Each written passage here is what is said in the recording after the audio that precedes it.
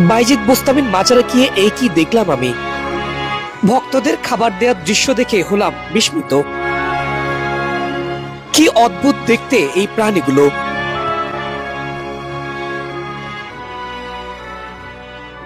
এগুলো জিন নাকি কোনো কচ্ছপ?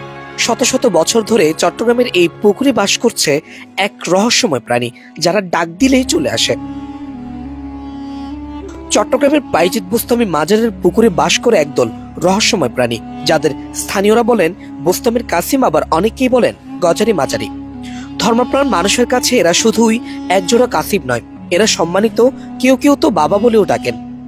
প্রচলিত বিশ্বাস অনুযায়ী প্রখ্যাত ওলি হযরত বাইজিদ বোস্তামি রহমতুল্লাহ আলাইহি এই এলাকায় এসেছিলেন শত শত বছর আগে। তখনকার দুষ্ট জিনদের তিনি শাস্তি দিতে পরিণত করেন কচ্ছপে, এবং সেই থেকে আজ পর্যন্ত তারা এই পুকুরেই বসবাস করছে। আবার কেউ কেউ বলেন তিনি ইরান থেকে এসব বিরল কাসিম সংগ্রহ করে নিয়ে এসেছিলেন।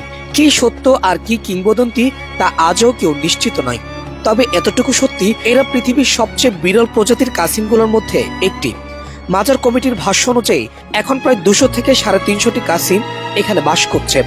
দর্শনার্থীরা প্রতিদিন খাবার নিয়ে আসেন, আর এই বিশাল আকৃতির কাসিমগুলো ডাক শুনে পুকুর পাড়ে চলে আসে। প্রতি বছর মার্চ থেকে মে মাসে ডিম দেয় এরা, আর 80 থেকে 90 দিন পর ডিম ফুটে জন্ম নেয় নতুন ছানারা। বন্য প্রাণী বিভাগ এবং মাজার কর্তৃপক্ষ মিলে সংরক্ষণ করেছেন এই বিস্ময়কর প্রাণীদের, যাদের নিয়ে গবেষণা করছে ন্যাশনাল জিওগ্রাফির মতো আন্তর্জাতিক সংস্থা।